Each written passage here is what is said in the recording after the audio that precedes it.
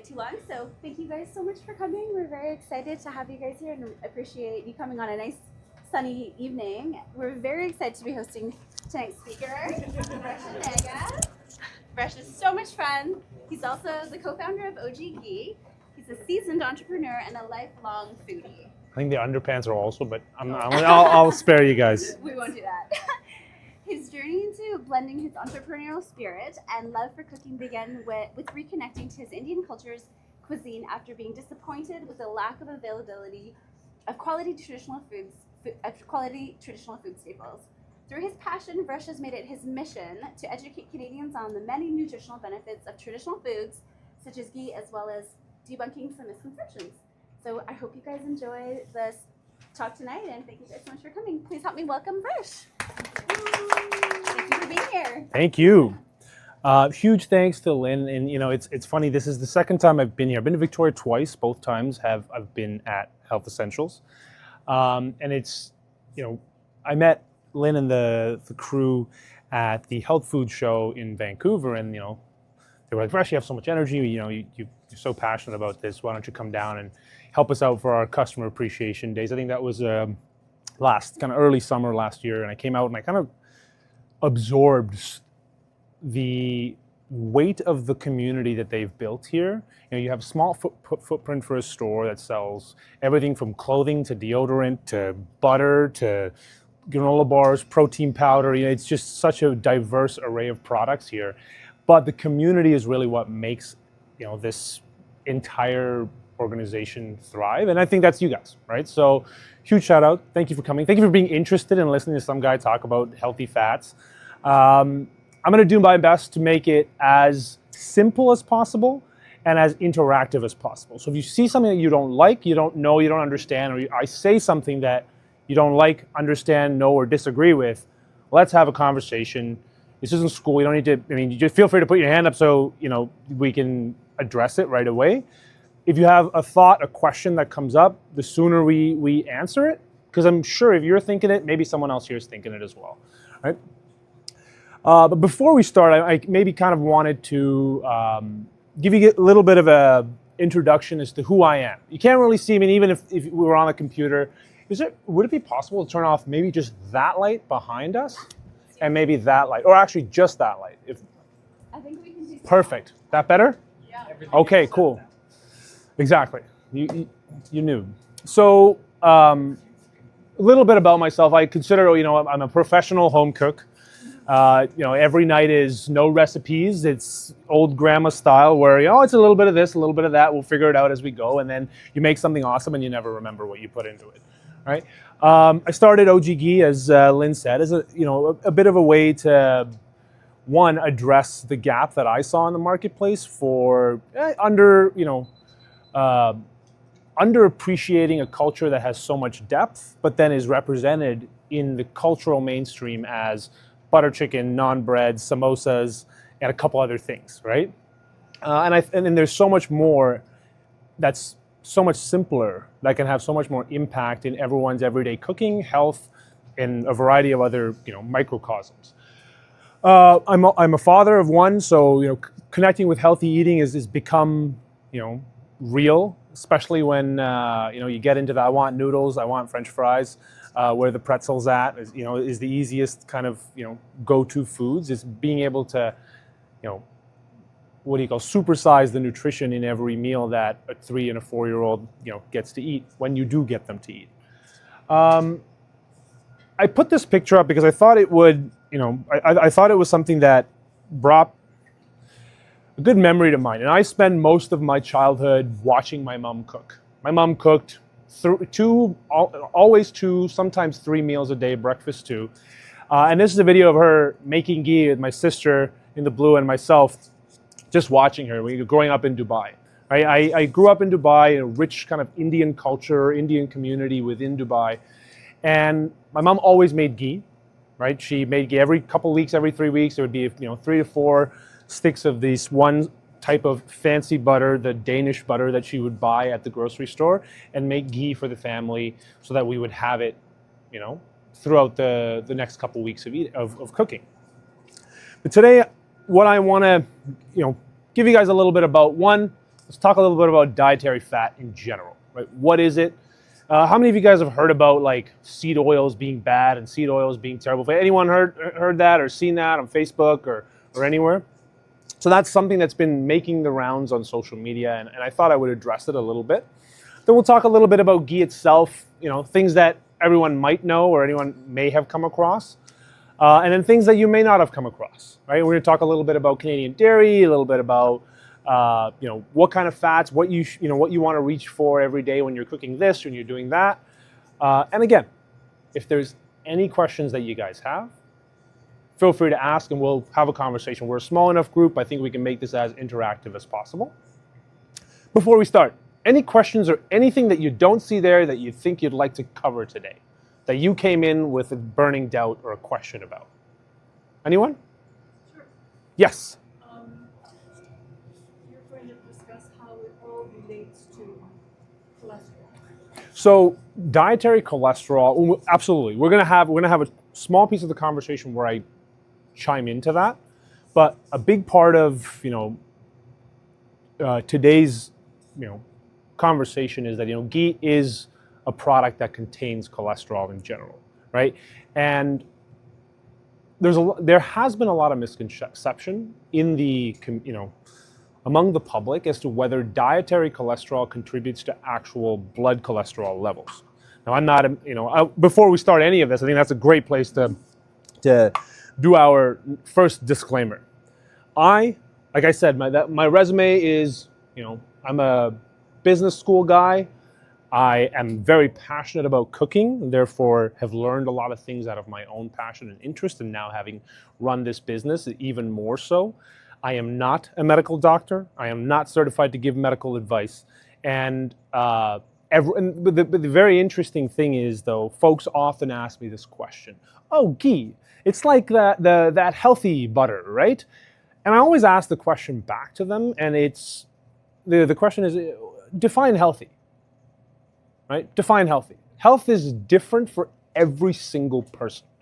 Like, what may agree with me may not agree with you, may not agree with you, right? So it's very, very difficult to tell someone this is good for you, this is bad for you, this is healthy, right? This is what's great for health and fitness, because most people have variances within their own biology. So what I'm going to do is I'm going to try to speak from a very general standpoint with research that is commonly accepted, and give you some information on potentially some research that's coming up that hasn't been fully tested yet, and in terms of metadata, where you have an opportunity to see where the studies are going, because it takes decades to do health and human medical, especially food studies, take decades because you need so many different studies averaged out over a long period of time to get answers.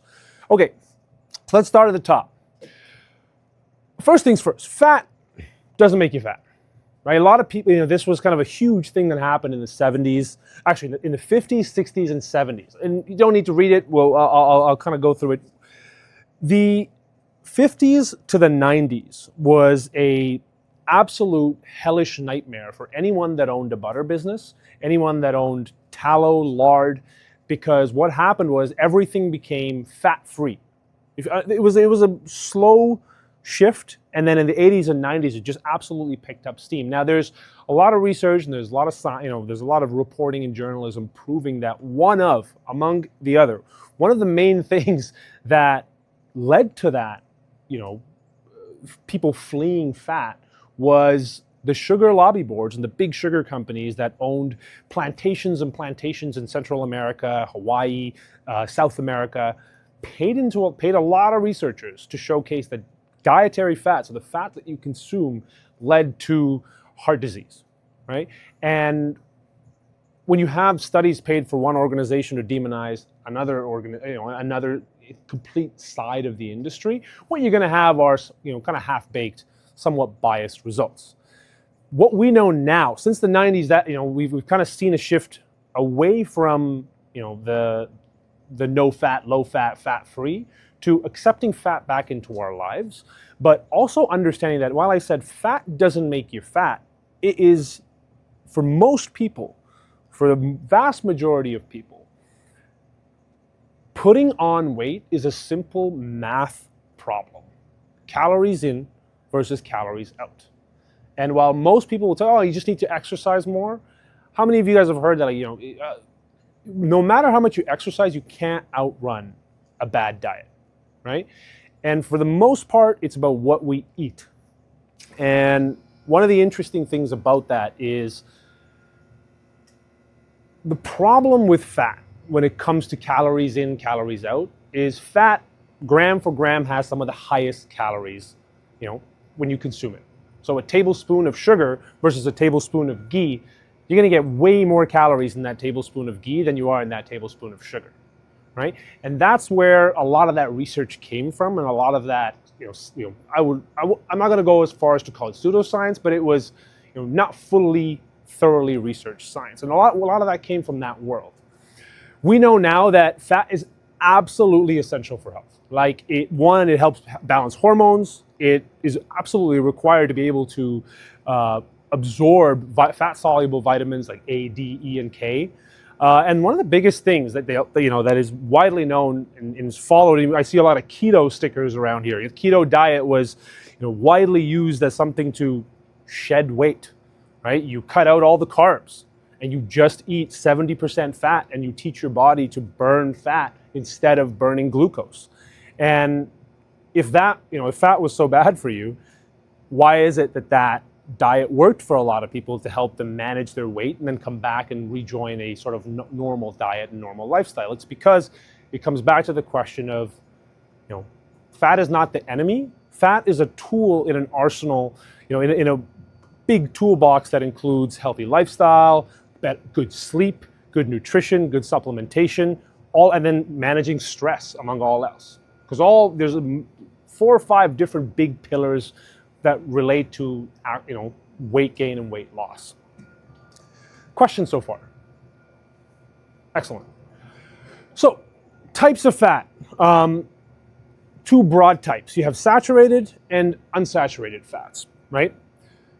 Saturated fats are often your old world fats, the legacy fats that are, been around for centuries, if not millennia. We've got, things like ghee, butter, tallow, coconut oil. So any oil that you see that's solid at room temperature is usually going to be a saturated fat. Now, there are monounsaturated and polyunsaturated fats that do become solid at room temperature, but it's because of industrial processes called hydrogenation that makes them solid at room temperature. But 1, solid at room temperature, saturated fats. 2, they normally have a very high heat stability. How many of you guys have heard of the term smoke point? So anyone care to take a stab at it? What is smoke point, sir? Smoke point is the temperature at which something starts smoking. Perfect. So the smoke point for most culinary oils and fats is the temperature at which the oil will burn and then start releasing copious amounts of white smoke, right? Usually, generally, most saturated fats, your old world fats, your beef tallow, your lard, butter, not butter specifically, but ghee, coconut oil, usually have a very high heat tolerance. Now we'll talk about unsaturated fats. Unsaturated fats can be split into 2 key kind of segments. 1 is the monounsaturated, and 2 is your polyunsaturated.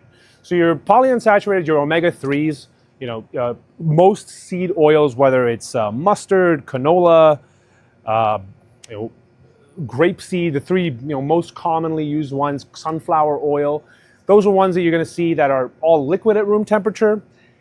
And in actuality, although a lot of these oils you might see on the shelf as 450 Fahrenheit, 485 Fahrenheit smoke point, that's because they've gone through industrial, bleaching and cleaning to get the parts of that, parts of the actual oil that do burn filtered and refined out, which is why you'll always see the word refined canola oil. Healthy on the heart, refined sunflower oil, heart healthy. Those are all very common words that are used in that. Fish oil, excellent for you, right? But a lot of these oils, when we talk about heat stability, we're talking about it in its cold pressed natural form, not in the form that we see on most shelves in grocery stores. Your monounsaturated, again, so this side of the page here, for the most part, is going to be your your legacy oils, your legacy fats, things that have been around for like since the beginning of agriculture, since the beginning of civilization, pretty much, right? Olive oil, avocados, nuts, any sort of fruit-based oils, any nut-based oils you're going to find in that category there. Again, they're not great under high heat. They're not bad, and they as well are liquid at room temperature, but usually you'll see that they have a bit of a thicker viscosity than the fats that are unsaturated, right? So we talk about saturated, unsaturated. What does that mean? So a saturated, again, I'm not a chemistry major. I've read about it. Sometimes I still can't get this through my head, but when I visualized it, it was a lot easier. So when you look at the carbon atoms in a saturated fat versus an unsaturated fat, you're going to see that one, there's a double bond between two carbon atoms in the unsaturated fat. Second thing that you're going to notice is that there's a kink, that double bond actually creates a kink in the chain, which is what makes those oils liquid at room temperature. So that kink and the double bond of carbon is what gives it that liquidity in, at a normal room temperature state, whereas your saturated fats are kind of straight chains, and they kind of just clump together and crystallize together or granulate together. Okay, so before we move on, any questions so far? We're going to talk a little bit about seed oils. We're going to talk a little bit about avocado oil as well. So there's a lot of rhetoric right now, and it's primarily being run by a lot of the guys that own brands that sell beef tallow or sell ghee. I mean, we've been guilty of it sometimes, just asking questions to folks like, what do you think, right? A lot of the messaging currently out there in the marketplace about seed oils is that they're terrible for you, they're highly oxidized, you're cooking stuff in it, and it's, it's really, really bad for you. But the overwhelming research data shows that canola, grapeseed, sunflower, most of these refined oils are healthy for human beings over the course of a normal diet. Now, where I like to challenge that is it's based on the information that we know thus far, and that is the basis of science. Science is always changing. We're always asking questions. We're always trying to refute and prove deny something and prove it wrong or prove it right. That's the basis of science. We never accept something as the truth. It's always changing. So we know so far that the research shows that it's not bad for you. Although there's folks that will argue that there's more and more research coming out that shows that the heavy oxidation, the presence of what they called linoleic acid in most of these seed oils can contribute to heart disease, cholesterol, these different things. But before we get, yes, question. I just have a question. So the research is that, because I know this is controversial too, is it for men or women? Their bodies are very different. Great question. Exactly. So a lot of the research is done in mixed groups, which again skews data, right? And then it's a fantastic question. It's exactly kind of what I talked about earlier. It's like healthy for whom?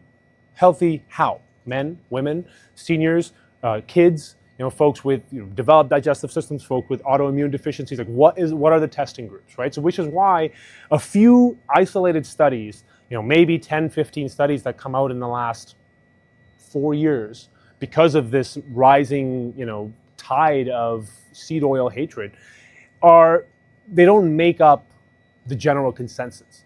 It's averaged out over hundreds, if not thousands of studies of hundreds of thousands of people. That's when you can arrive at something that showcases generality. And it has to be done in a variety of populations. You can't just do it in North America. You can't just do it in South America because there are genetic and ethnic differences in the way that we process foods based on what we've been exposed to our entire life, right? I grew up eating rice and lentils as a vegetarian household. Big calories for us came from dairy and not milk like it is in northern India. We were from southern India. Our bodies process dairy very differently.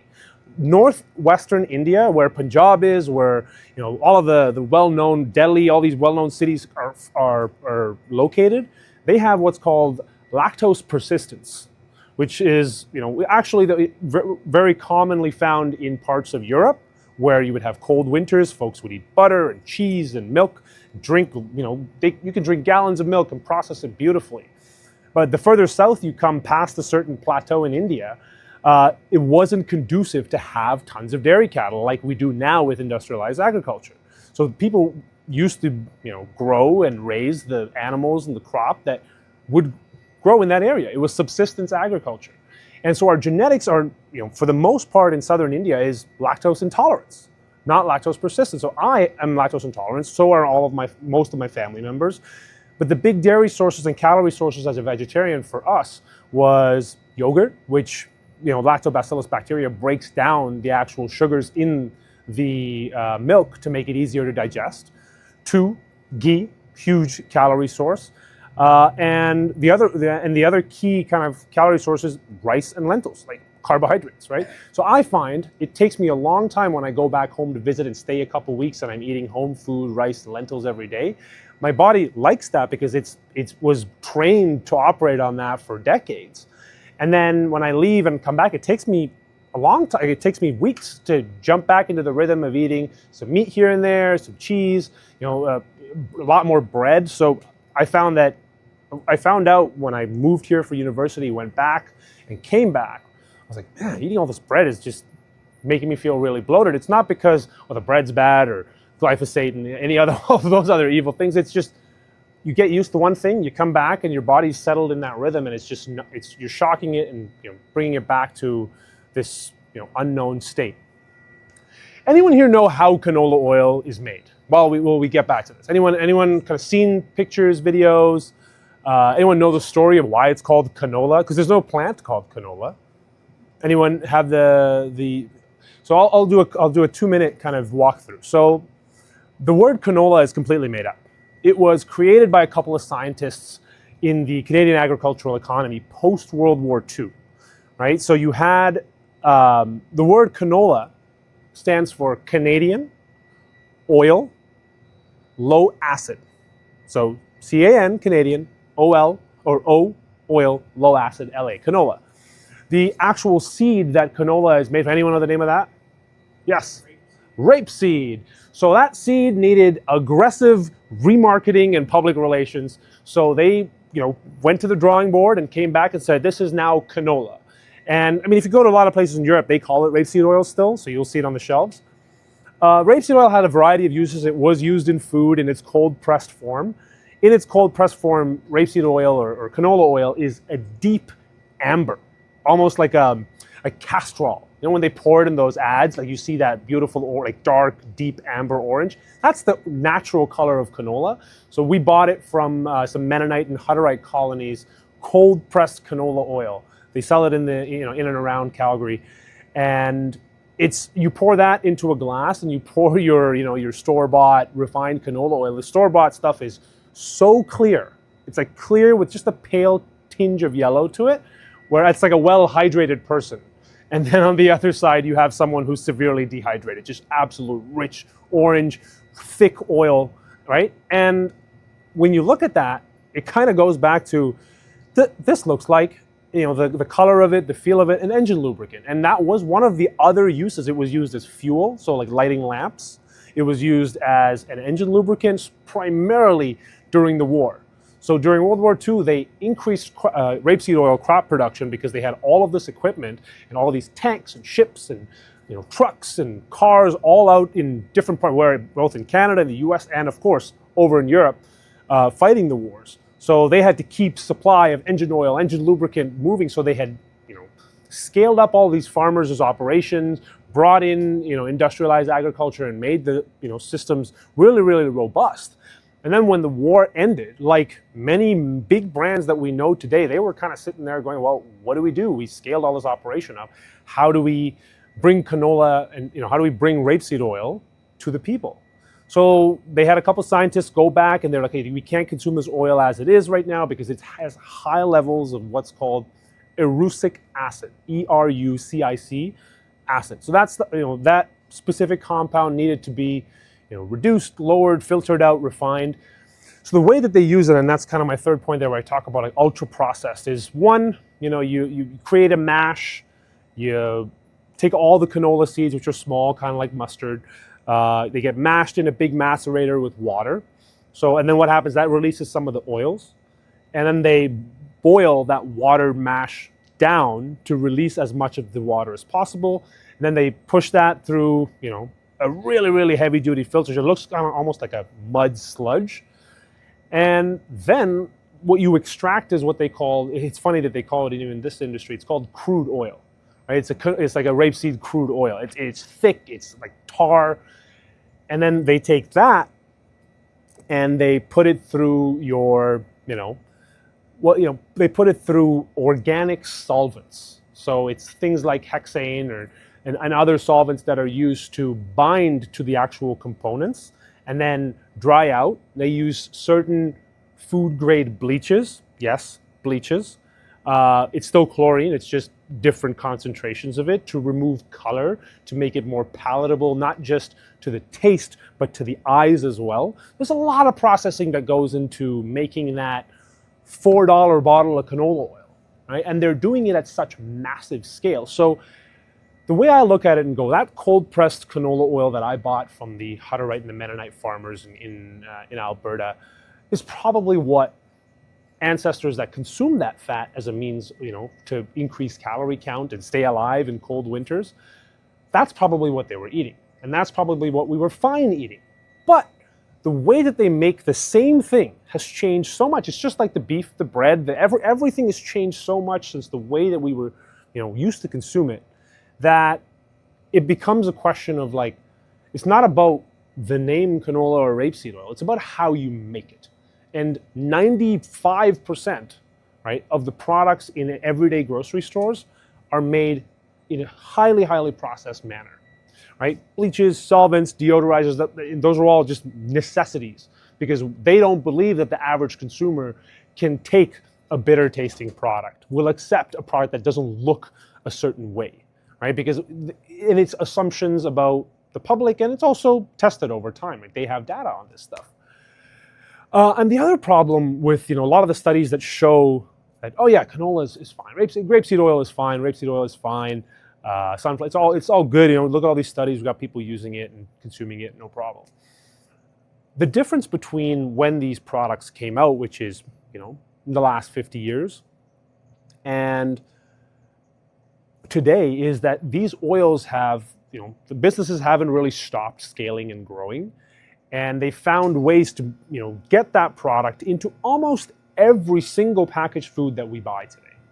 So many of it, and that's really where the big problem lies. It's like, oh yeah, it's easy to cut out high fructose corn syrup if I don't drink Coca-Cola, but it's also in your Heinz ketchup. It's also in this. It's also in that. So that's really where it kind of gets you, is that we were never meant to consume these products in such high volume with our current, sedentary style lifestyle, coupled with, the diet changes in general and the reduction in physical activity. So everything put together, they may not be the greatest for us, but they're not terrible that, they're not so terrible that, we need to start a cult and, try to get these guys, shut their businesses down. It's a very clear answer. It's just use less of it.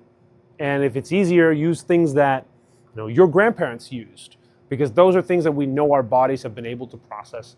And I like to call them legacy fats. They've been around, right? They've been around for millennium, been around for generations. We've been cooking with them. We've been eating them with very little, problems. Heritage fats, right? So the other key thing that I like, I mentioned earlier is, I grew up on a certain type of diet, and that's what I was used to.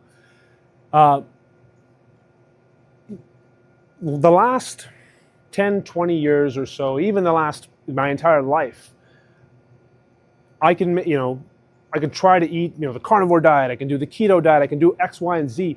But from a genetic standpoint, my body is geared towards digesting foods in a particular way due to the hundreds, if not thousands, of ancestors that came before me, right? And where they were from, and what they ate, and what their bodies learned to digest. Right? And this is a concept that's, it's evolutionary biology, it's evolutionary anthropology. It makes a lot of logical sense from the perspective of we eat what our ancestors ate, and obviously, of course, you can't eat it all the time. It's difficult. Convenience is a factor, but when you can, the key with everything is just everything in moderation and balancing it with physical activity.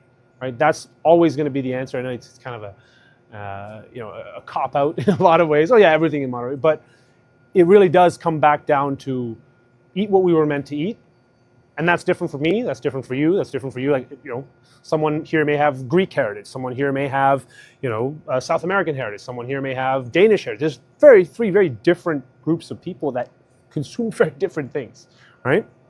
Question so far? Cool.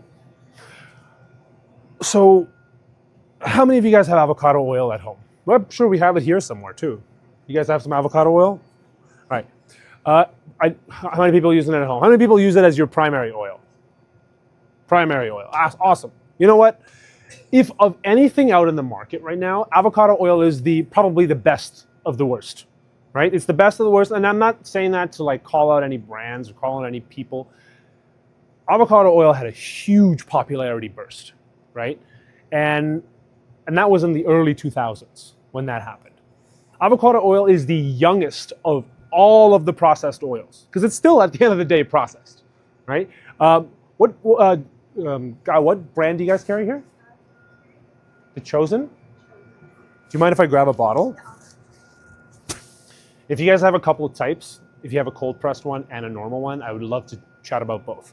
So the first thing I'm going to talk about is authenticity and adulteration.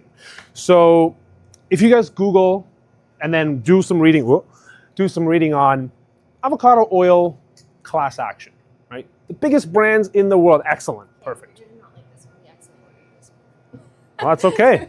Primal Kitchen, I would actually argue that, this is owned by, Primal Kitchen is owned by Heinz.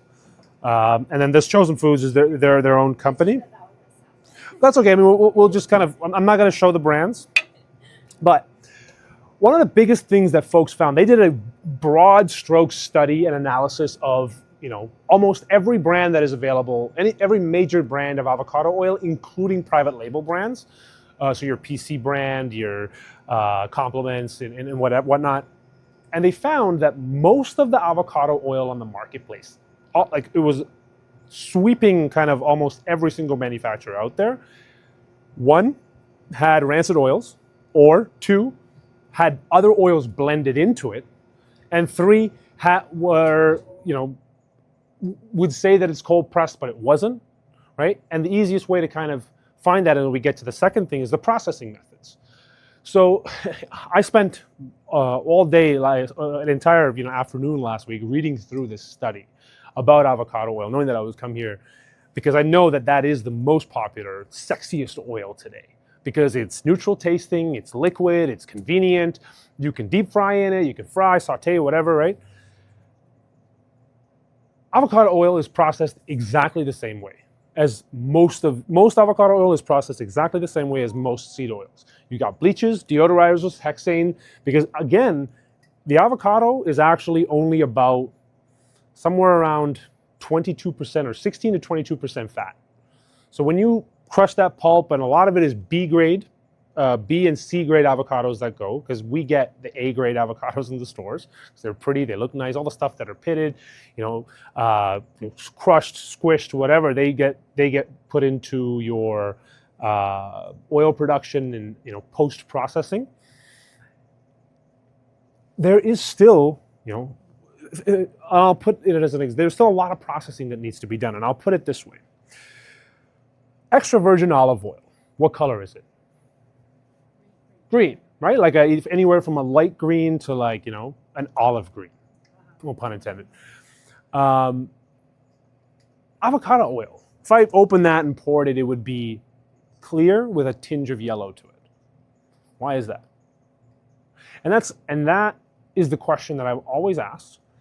And upon reading most of this, it's like a significant portion of manufacturers are taking that crude avocado oil, the crude oil, and they're distilling it, refining it in a variety of ways, either through your solvents and hexanes or through a variety of high heat and then filtration. Now, a lot of brands will say we don't do this, but there's, when folks, third-party agencies do testing of the oil and they find that, it's kind of a big question mark. But at the same time, there is still cold-pressed avocado oil. That came out when the extra virgin olive oil craze went real big. And that, if you were to choose avocado oil, if you were to choose any oil that, is liquid in its normal form, look for stuff that's cold pressed. That's why they say extra virgin. It's got to be extra virgin. What does that mean? It's cold pressed. It's not heated. It's not warmed up. It still has what's called polyphenols. Polyphenols are the plant-like kind of botanical flavors that you get in a really dark. Sometimes olive oil is hazy. Anyone ever tried those? They're like super hazy olive oil. Like you can taste the plant matter. It's kind of bitter. That's how it's meant to be. Avocados have a tinge of bitterness to them along with the sweetness. You're supposed to taste that. The second you taste a neutral oil, there really should never be a thing called a neutral oil. This is what I believe. Every plant, every seed, every nut has a flavor. The second you make that flavor go away, you've messed with it in a way that alters the nutritional profile of it, alters the physical and chemical components of it, which is why I like to ask these questions, right? I'm not saying avocado oil is bad. Just make sure what you're buying is, you're getting what you want out of it when you buy it, right? You're buying it for these health properties or whatever. Make sure that it has those health properties, right? A couple other things that a lot of people don't realize. One is the ethical and environmental concerns. One, avocado farming is incredibly taxing on the environment, right? Two, the avocados in general have a very interesting ethics because the cartels in Mexico and beyond are heavily involved in the avocado industry. I don't know if it probably made its way here. Do you guys remember when there was like a couple of months when you couldn't get limes in any grocery store? And that's because the cartels just went and sat on all these lime farmers' head and said, nope, nothing's going out, and just shut down supply chains of lime, took over farms. So a lot of avocado farmers, they have to pay protection fees to Mexican cartels, Peruvian, any of the places where you commonly find avocado farms. You're going to have some of these issues involved. Now, it's up to the brands to source, sustainably and source from folks that are not involved with stuff like that. But again, it's just things to note. Smoke point. It's funny. The only way you can get, they claim, what do they claim here? $4.90. These guys claim, it's got to be on here somewhere. No claim. Maybe they know. But most of the time they claim 500 to a 500 degree Fahrenheit plus smoke point. Insane. There is very little naturally occurring products on this planet, any oils that have that high of a smoke point. Not possible.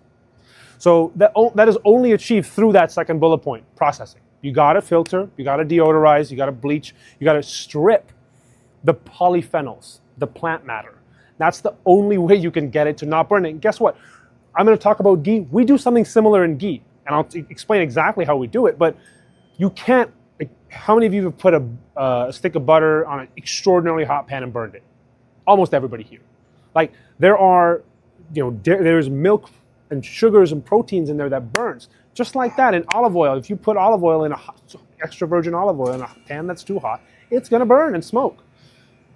The only way you can get to those absurd smoke points is through processing, through filtration, through deodorizing and stripping plant matter.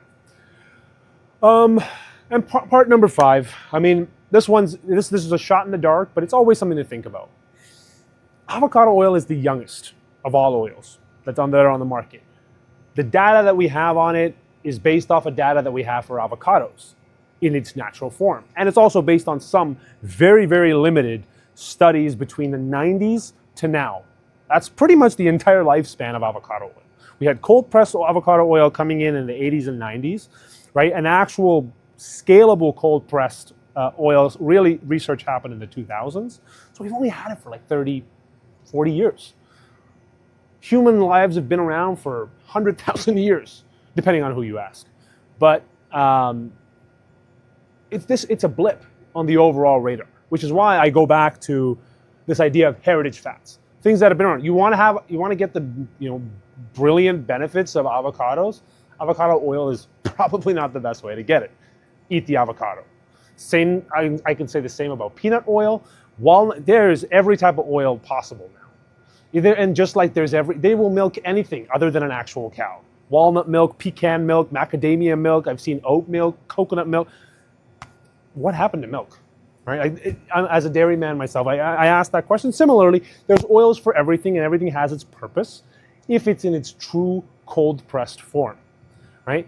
And I kind of talked about like rancidity with this. It's also a problem with the seed oils. A lot of that stuff sits in clear bottles. Like one of our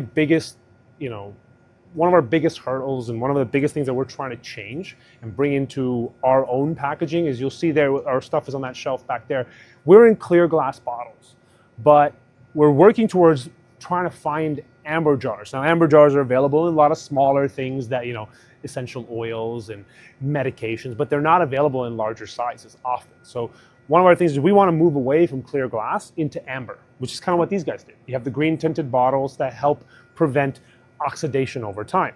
Now, when you make a refined seed oil and put it in one plastic bottle, not the best format, to a clear plastic bottle, and a lot of that stuff sits there for months and months and months, right? Maybe just the cheap brand, because it's canola. Nobody's buying premium canola oil.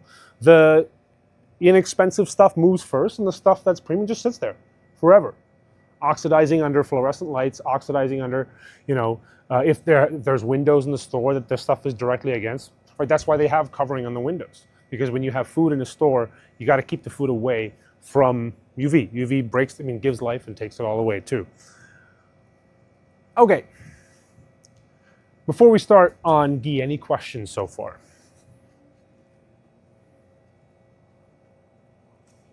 Awesome. This bone broth is excellent, by the way. So, what is ghee? Anyone want to take a stab? Clarified butter. Anyone else? So, absolutely right? We took a. You can call it ultra processed butter if we really want to, right? The easiest way to describe ghee is, and it's interesting to me that the word hasn't been used yet, which is why we brought it out. That second word there, caramelized, right? Clarifying butter is something that every culture has been doing. Every culture, right? Any culture that has butter has been doing it. I've talked to 80-year-old Ukrainian grandmas that'd be like, oh, this, I used to make this. My grandma used to make this. I've talked to, French folks from South America. I've seen people in Africa. Ghee, or clarified and clarified butter in general, has a rich, no pun intended, history in almost every culture. Because any culture that had dairy cattle, butter was a way to store those calories over the winter, right? Cheese making, butter making, because fresh milk spoils and the cows produce less milk in the winter. So they would store those calories in the forms of, more not shelf stable, but more stable, or more products with higher lifespans. So to kind of talk about the easiest way to make, or the way that we make ghee, right? So we start with butter, and you simmer the butter at a low heat. You leave it in, you don't stir it, you don't scoop, or you can stir it, but you don't scoop anything out, you don't ladle the top, you don't skim this, you just let it simmer until the sugars and the proteins, so your sugars like lactose, your proteins like casein and whey, they caramelize inside of that oil as it's coming up to temperature, and then you filter it. So when we filter, you just use gravity filters like you would see in a maple syrup operation, or you would see in any sort of, it's like cheesecloth, but a more commercial version of it. Or at home, I've even done it in a pinch with paper towels. You just, it's like pouring bacon grease. You get the little bacon bits in it. You want to pour those out. You put it through a fine mesh with a little, piece of paper towel on it, and you've got this clear golden oil that's solid at room temperature. And because what we've done is evaporate all the moisture out of it, it's shelf stable. And if you make it at home, it can be shelf stable for months. That's why I always tell people, make your own ghee, don't buy ours, right? Because it's one, it's efficient. Two, there's nothing quite like there's nothing quite like fresh made ghee. Like I grew up with it.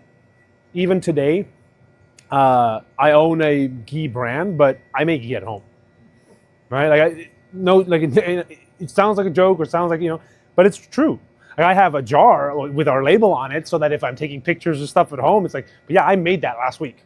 It's not a jar that we made a couple or 3 weeks ago, right? So it's always, I always like to have it fresh and we make it in smaller quantities. Two, naturally occurring, of all the naturally occurring fats in the world that we know, culinary fats, clarified butter or butter fat or butter oil, the fat that comes off of milk, has one of the highest smoke points of any household fat, 485 degrees Fahrenheit. Now, I'm not going to say, I always say almost because people are like, oh, well, avocado is 500. I'm like, don't talk to me about avocado. We can have a different conversation about it, but ghee has a proven smoke point of 480 to 485 degrees Fahrenheit.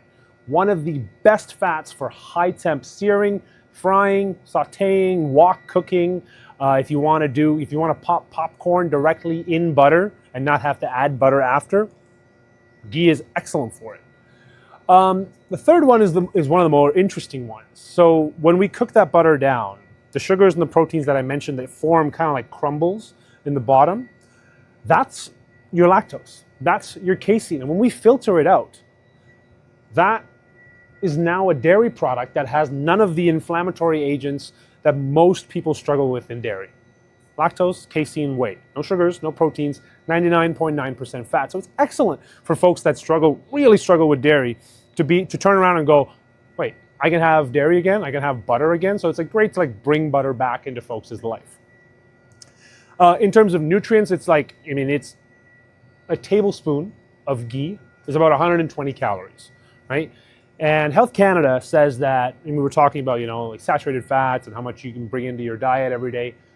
Over the course of an entire day, for an average 2,000 calorie diet, which for a lot of people is actually low, especially for men, that's a low calorie, count for a day. It's actually, if you're trying to cut weight, 2,000 is a great diet for most folks. But in that 2,000 calorie diet, 10% can come from saturated fats.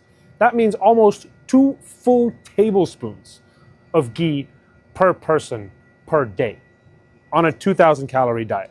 Now, no one's going to eat anywhere near that, especially if you would use a couple of teaspoons to cook maybe dinner, right?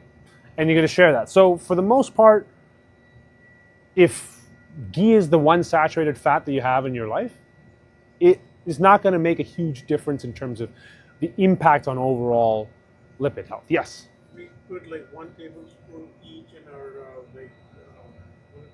Coffee in the morning, yeah? For one person, 1 tablespoon. Yeah, yeah.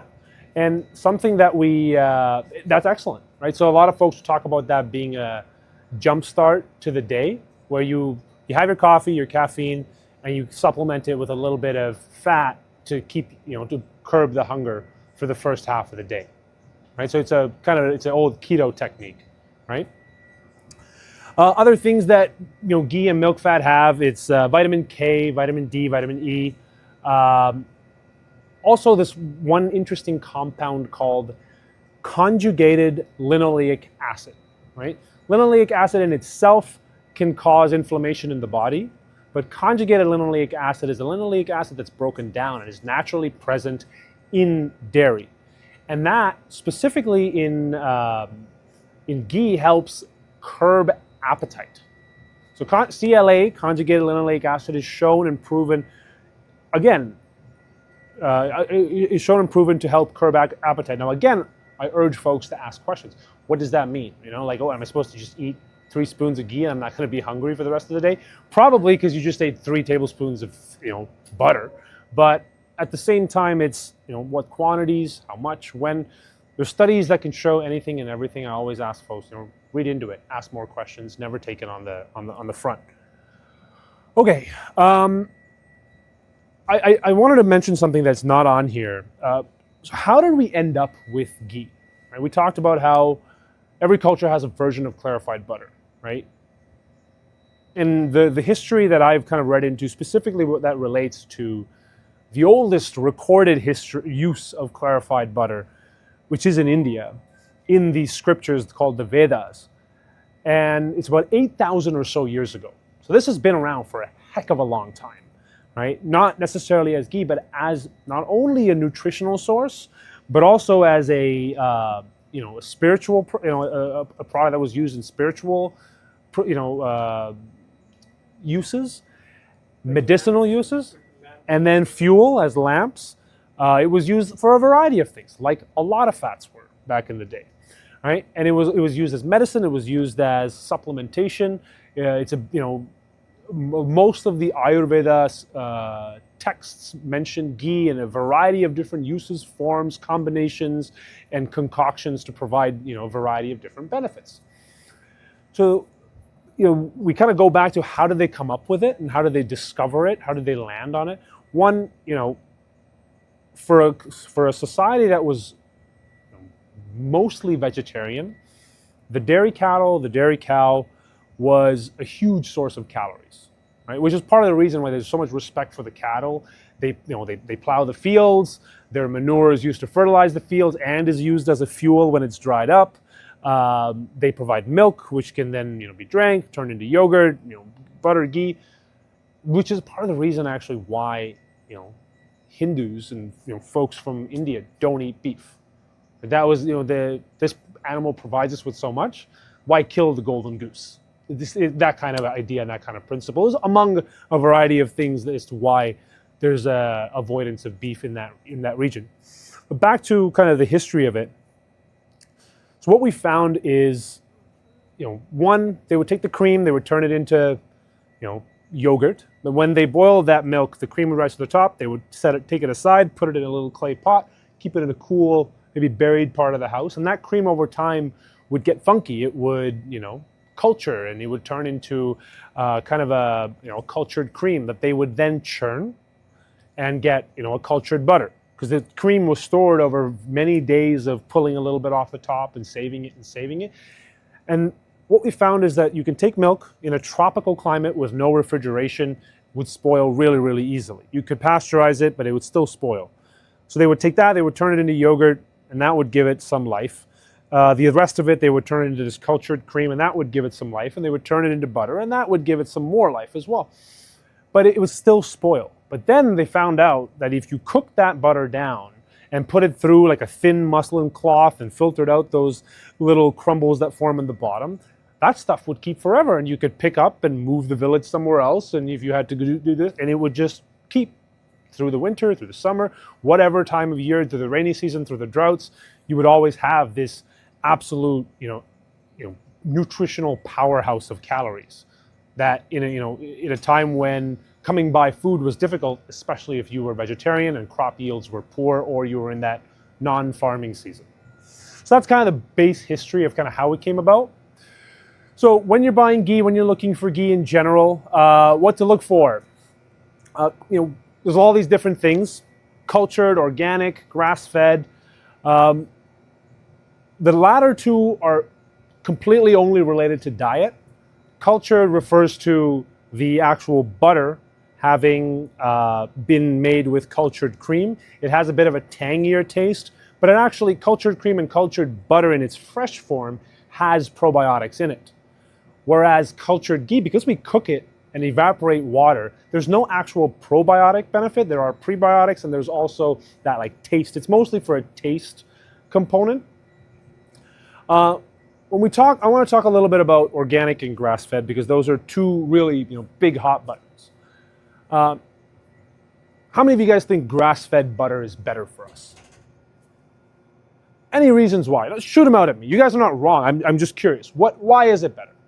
Tastes better. Excellent. That's the best reason. If you're going to do something because it tastes better, that's my favorite reason, because that's a personal reason. I like it because it tastes better. Excellent. Any other question? Any other propositions? Well, how they market is the cows, and they're fed grass all year round. Okay. They're not medication. Okay. Excellent. No medications. They're fed grass year round. Excellent. Any other Want to throw some more? Let's throw some more darts. Pardon? Vitamin K2. Has vitamin K, better nutrients. Anything you've heard? Grows wild. They're raised wild. They're out. So in Canada, almost all cattle have the same life, right? If they get access to pasture, they're out in the pasture, then they're back. They go through milking cycles. They have same barn. The only thing that changes between conventional, organic, and grass-fed is the diet of the animals. That's it. Now, grass-fed butter in Canada as well is an interesting product because we have this thing that you guys might have heard of. It's called winter in most of this country, and feeding it's terrible for me. You hear it's just a little bit of rain, right? But out in for the most of the dairy producing parts of Canada, Ontario, Quebec being the powerhouses of that, it is sort of impractical to be able to feed grass year round. Right now, a lot of the Lower Mainland, as well as Vancouver Island, you're probably going to see the ability to do that, but not enough land to be able to do it properly, and not enough dairy farms who can get allocated quota to be able to. That's a big one, right? And a lot of the studies, folks that say that there's more nutrients, you guys are absolutely right. There are more nutrients in grass-fed butter, but there's a caveat. Again, ask questions. What does all of the studies that were done that show that grass-fed butter has more nutrition than conventional butter were done with a very specific type of butter. It is cows that are fed green grass 90% of the time or more. That's where all the data is. Exactly. There's two places in the world that you can get 90% green grass-fed butter year-round. It's New Zealand and it's Ireland, like the big, producing houses of the world. A lot of it's coming from Australia now as well because they realize that there's a huge market for it. But it's Australian, New Zealand, and Ireland. 3 places in the world. It's just booming business. If you heard of Kerrygold, that comes from Ireland. Everything else that you see now, New Zealand has amazing subsidies for their dairy farmers, and they have huge amounts of land and very little people, so it's just mostly cows and sheep there. And they have, miles and miles of pasture to roam. And some of the healthiest cows, some of the healthiest butter, right? 2, Canadian grass-fed is a very interesting classification. The Dairy Farmers of Canada states that something can be called grass-fed in Canada if they are fed grass in its conserved or fresh form 75% of its diet or more. They don't give a demarcation as to how much has to be, they don't really talk about how much has to be green grass. They don't talk about how much has to be hay. It could be 90% hay. It could be 10% hay. It could be, 100%, hay. There's no demarcation, but as long as it's fed grass in some format, 75% of the time, we're good. So we don't really know if, we buy it for the nutrition, but if it's Canadian grass-fed, we don't really know exactly what that nutrient profile really is. Because all the studies, all the data, all the reference points for those nutritional facts tables are often based off of stuff that's done with the New Zealand butter or the green grass-fed butter. So just something to think about. Again, organic cattle are mostly fed stuff that isn't treated, that isn't GMO. So that's a big one, right? Most of our, and I'll talk about GMO in a little bit. And the other side of it is the use of pesticides, right? Which often are significantly washed and fermented. So all of the crop cuttings and byproduct that is used for cattle feed is often washed, treated, and fermented to provide additional nutrition for cattle. So one of the key things that folks don't know about what are dairy cows fed, right? And I'm going to get into that actually right after I talk about it, but yes, question. What about the animals that are getting antibiotics? Perfect. That's in my next slide here. I'm going to get right into that. So that's 1. 2, I'm going to talk a little bit about Canadian dairy and why that's important. That's my next slide. But I want to talk about that. This middle piece is the one that's got me the most upset, the most annoyed, and the most worked up today. How many of you guys have seen ghee in a store shelf for $8.99, $6.99 in a little plastic jar somewhere? Right? I'm not going to say names and name brands because I'm being recorded. But the yellow labels, the white labels, the bathtubs that you can buy in Costco for, what is it, $6.99 for 15 kilos or whatever it is. One of the interesting things that I uncovered, right? Because part of my journey to starting a brand to do this actually happened when I would make ghee at home and I would share it with my neighbors. And I had this neighbor who's this, I believe the word for it is crunchy. This really crunchy neighbor, she came up to me and she's like, "Oh my God, this is the best ghee I've ever had." I'm like, this ghee sucks compared to my mom's, but okay, right? And I was so surprised because I had tried the stuff that you buy in the store, and that's what she had been buying forever.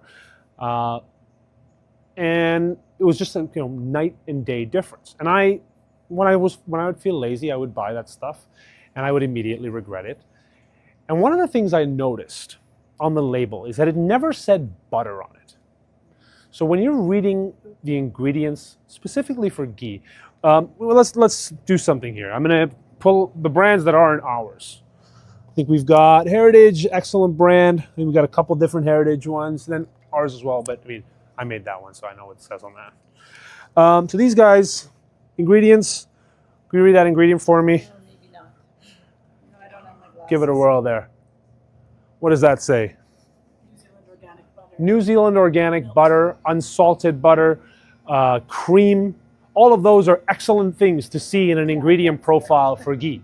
You want to see cream, you want to see butter, unsalted butter, New Zealand organic, whatever it says. If it says the word butter and nothing other than unsalted or organic or grass-fed before it, you're good. You're looking for butter, you're looking for cream, real dairy products.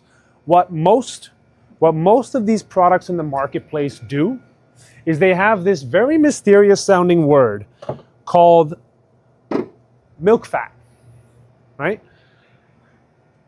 Milk fat, butter oil are three words that all mean the same thing. And unfortunately, there's another word that everybody thinks is ghee that it's also used to describe this.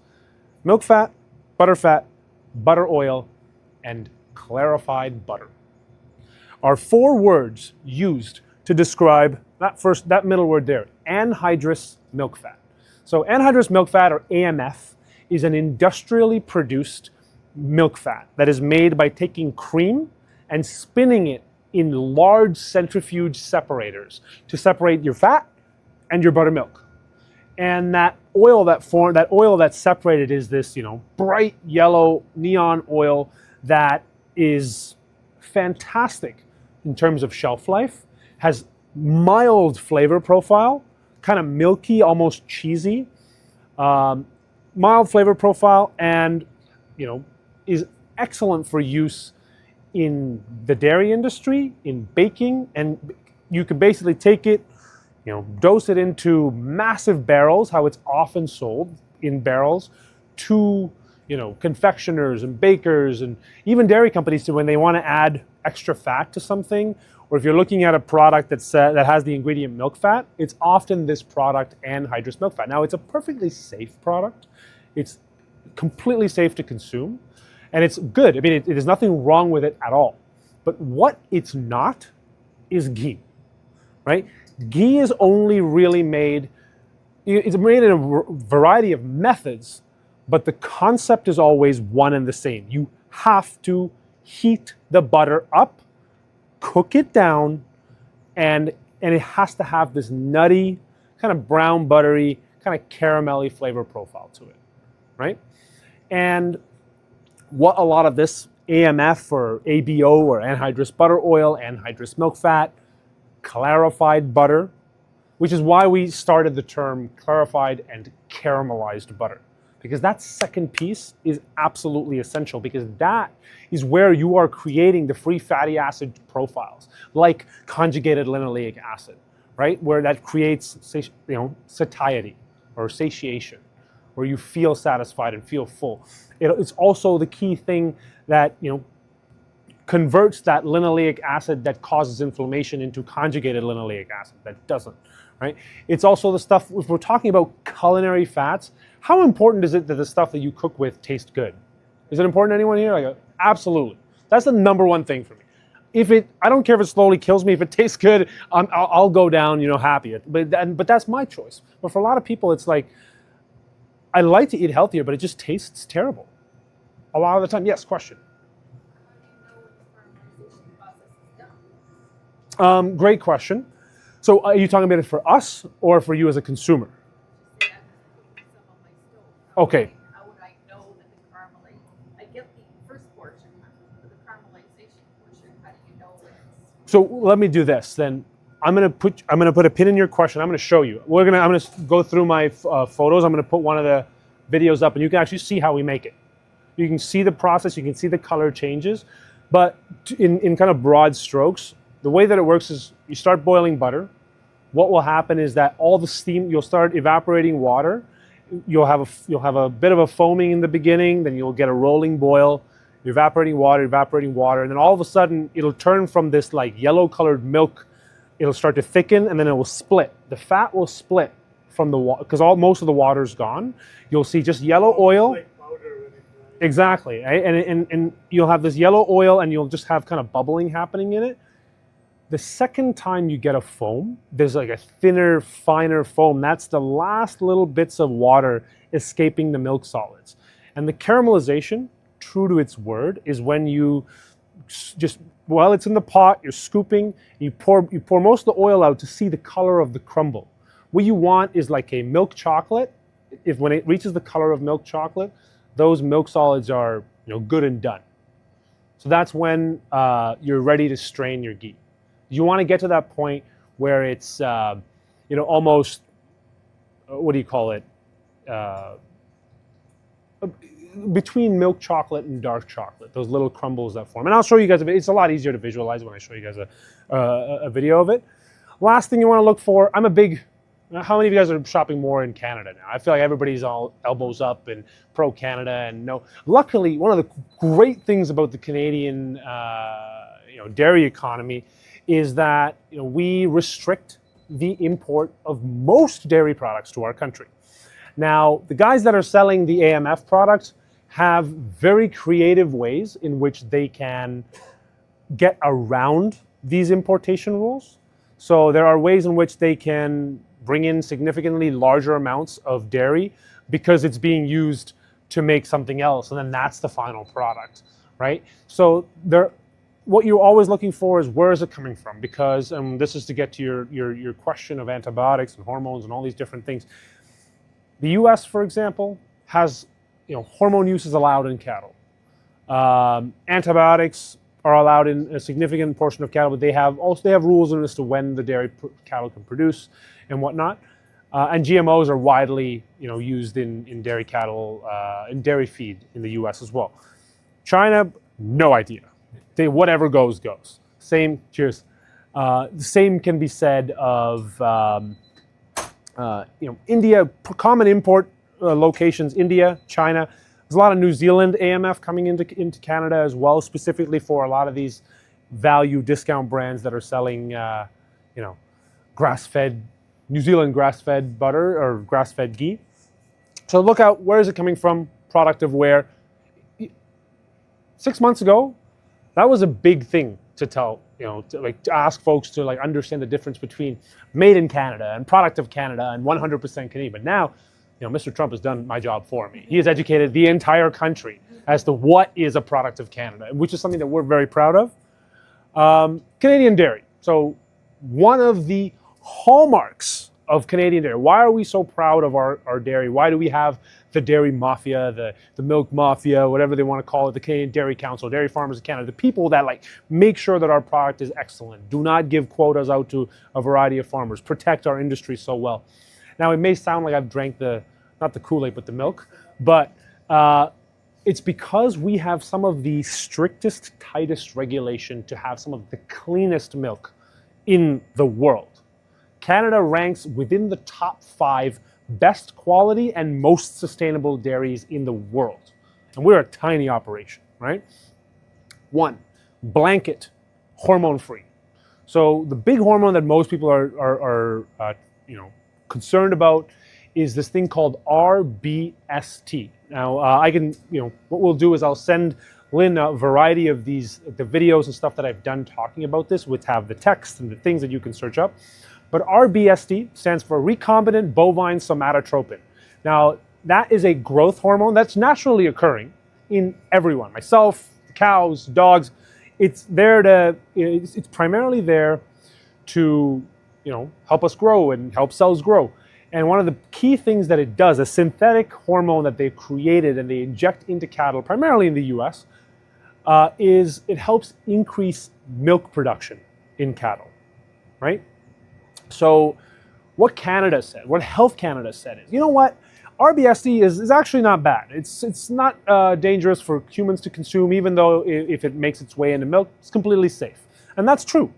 Health Canada said that. But the reason why they banned RBST use in Canadian dairy is because of animal welfare.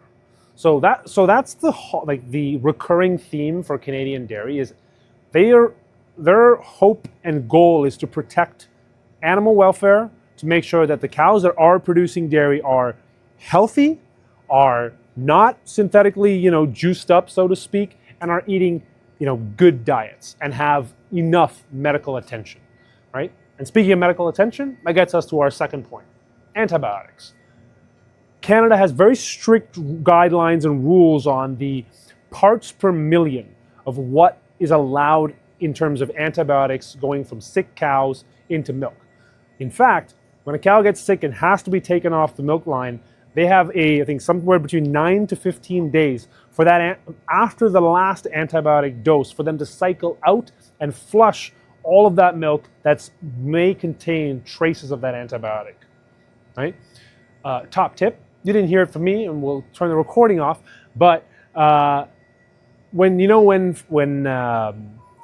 fast food companies, the one that's got the family burgers, I'm not going to name names, but the family of all the burgers, they say we have antibiotic-free, grass-fed, beef.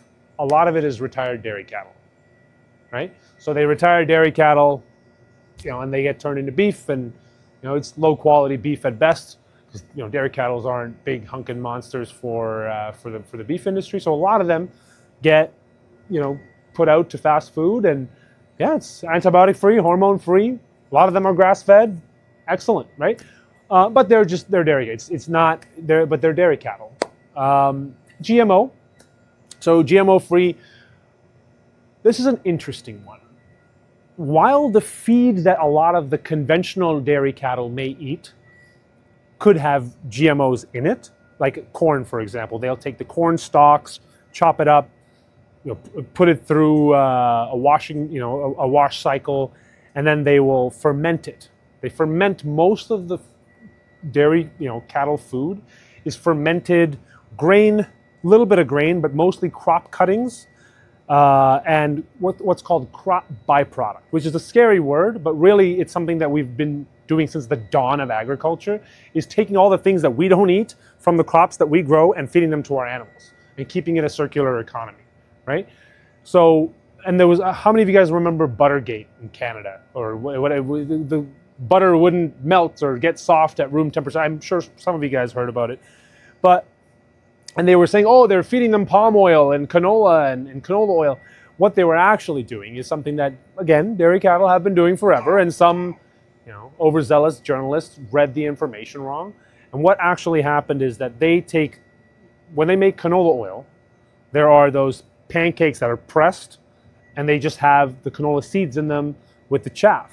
So as a part of, fat addition for cattle over the winter times, these were mixed in and fermented with their alfalfa, with their corn stalks, their barley stalks, and the grasses that they normally eat.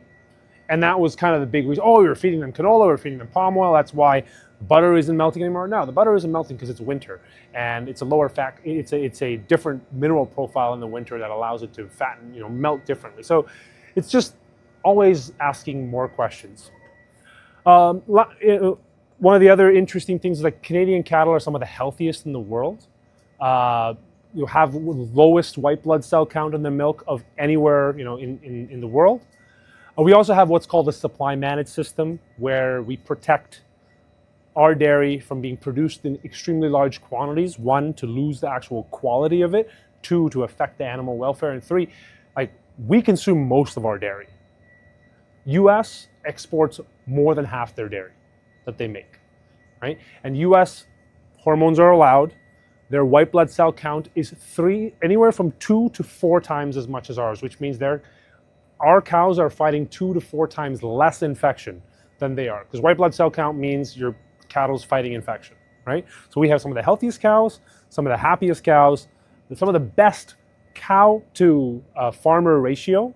Like the average, a large dairy farm in Canada is 1,000 cows. A small, like a average dairy farm in Canada is about 84, or it's gone up to about 100 cows now, which is tiny in the grand scheme of things.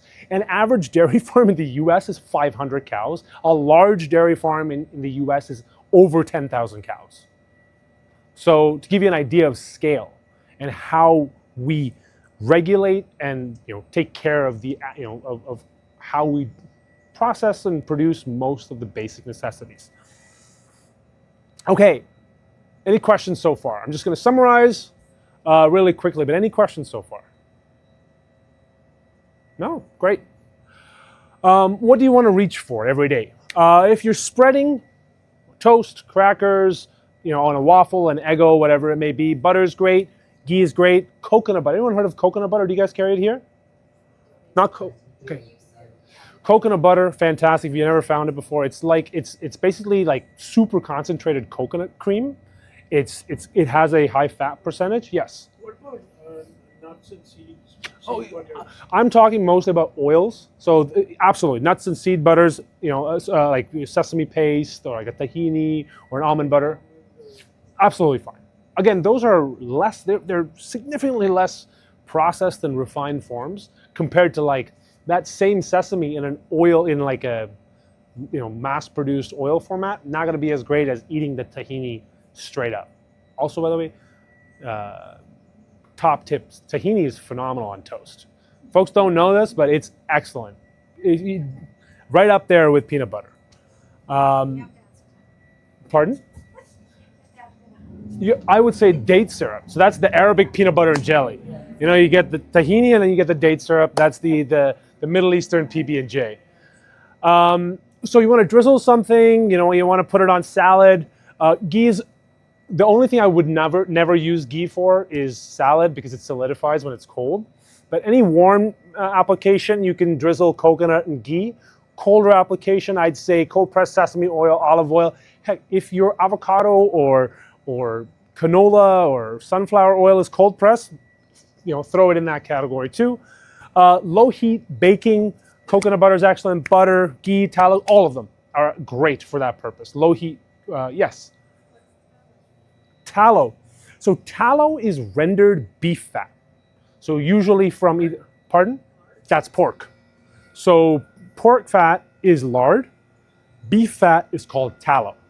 So tallow has a variety of uses. I know that you guys carry a really, really awesome brand from Vancouver. Right under in that shelf there, it's called All Fat. I know the owner as well. Fantastic product for both cooking, and tallow is actually really, really rising in popularity for skincare because it has some very beautiful moisturizing and replenishing factors. But again, a great option. Pardon? Fantastic for soap. It's old world use was primarily, you talk to a rancher, like it's everything in their house is tallow based. The moisturizers, the soaps, the everything. And then high heat cooking, tallow, ghee, avocado oil too, but what I like to say is, tallow and ghee are really good. Tallow is about $4.50, ghee is about $4.85. And the beauty of them, the cool thing about these as well, if anyone's an outdoors person, I know this at the store they got the hiking gear and all that stuff. I'm sure you guys are avid outdoors folks. Ghee doesn't spill, right? It doesn't leak. I've never been on a camping trip. I have been on many camping trips and have the little travel bottles leak all inside and trying to get oil stains out of the inside of a backpack. Tallow and ghee, saturated fats, they do not melt. They keep really, really well, and they're excellent for camping. Yes? You haven't mentioned peanut oil. So peanut oil again. So the oil that you'll find in a Five Guys fryer, for example, which is peanut oil, very different from the peanuts. A lot of processing, a lot of stripping of plant matter to get that clear oil that doesn't foam, that doesn't have flavor, that won't burn when you cook with it. All of them go through a significant amount of processing. So I'm going to do a little plug for us. My vision for a butter tomorrow. This is our team. It's myself, my business partner Tom there, and then one of the things that we do, we hire straight out of school. Everyone there we hired right out of school. Joey's our creative director. Garrett's the guy who designed all of our labels. He's our Winner's our photographer. I don't know how she's in this photo, even though she took it. And then Yasmin. A lot of these folks have moved on to bigger and better things, but this is kind of the students and the team that we start with. We don't outsource any of our stuff. Like, we're true to Canadian. I mean, even my hat, my shirt, my pants, these are all made in Canada today. Like, they're not products of Canada, but they are made in Canada. Why are we different? We make it ourselves. Most of the ghee brands that you'll find anywhere in the market today are made by a third-party manufacturer for them. We make it ourselves. That's me with the purple gloves and the production line, putting stickers on the jars. Our focus is that second word, caramelized. It's going to taste like brown butter, butterscotch. We use 100% Canadian dairy. That is our top to bottom commitment. We could have chosen to do grass-fed. It's actually cheaper or the same price to buy New Zealand grass-fed butter in Canada as it is to buy non-organic, non-grass-fed conventional dairy. That's how subsidized the New Zealand dairy is. But we chose, one, not to do it because, we love Canada so much, also because we didn't feel like shipping a dairy product in a refrigerator from 11,000 kilometers away and adding that carbon footprint just to say that, it has a few more minerals, right? When we do a grass-fed butter, it will be 100% Canadian. The folks that we want to sell to us refuse to sell to us because they don't have enough to sell themselves. Grass-fed and organic butter is in some of the shortest supply on a commercial scale, almost impossible to find. So impossible to find that the folks that make the heritage ghee, the New Zealand product, they actually have an organic butter. And when prices started to go up and supply started to lower, they were like, we got to do something about this. So they reached to New Zealand and they brought that in and to keep their company going. Well, we said, we have Canadian conventional. It's extraordinarily healthy. It's just a difference in the diet. The cows are, well cared for. It's when we believe that the market is able to hold a $50 jar, which was what grass-fed butter will be, we'll do that. But until then, we want to make a product that's still within range and meets those guidelines. We also do some fun infused ghee. We just put out our coffee and vanilla one, great for those bulletproof coffees. Our yellow is the herb and garlic. Then we have a chai spice one. I believe the samples that we have today are the original, the garlic, and the chai. The chai is excellent for your pancakes, your waffles. The garlic, I'd say it's instant garlic bread. The original, of course, anything and everything that you do every day.